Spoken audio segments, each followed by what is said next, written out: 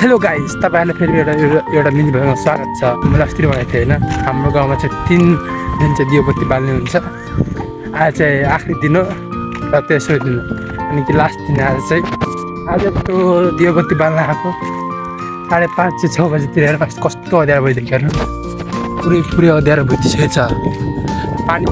पानी पर्दैछ अलिअलि, यस्तो गाह्रो भइसक्यो के भन्नु। यहाँ पुगेको छैन आफू चाहिँ, आइको पुगेको छैन हेर्नु, यहाँ अरू फर्किरहेको छ। त्यो भएर अँध्यारो छ पुरै यो।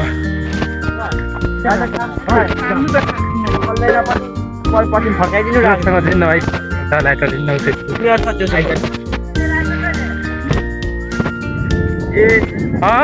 पर्दैन हो तेरो आमाले बल्नै दिँदैन त त्यो के भएको छ।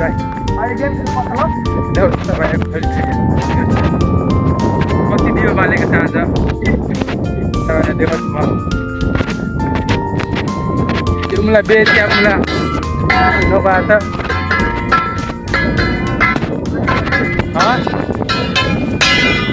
चुतिया भयो।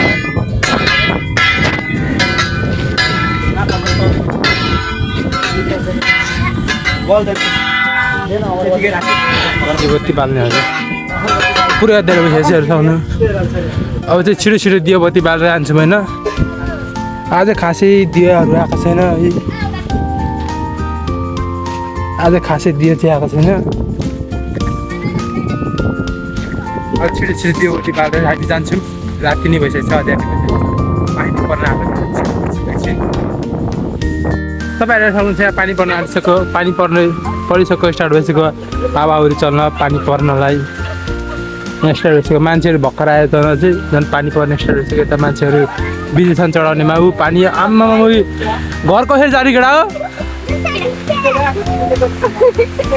बहुत गाह्रो हो। जानु बुनु राखिदियो अनि छोडिदियो, चढाइदियो त।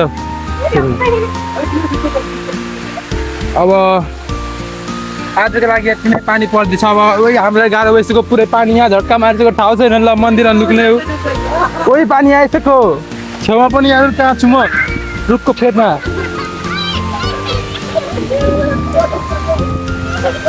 आजको लागि सबलाई बाई बाई, टाढा छु। भोलि भेटौँला फेरि, टाढा बाई बाई। पानी पर्यो भाइ।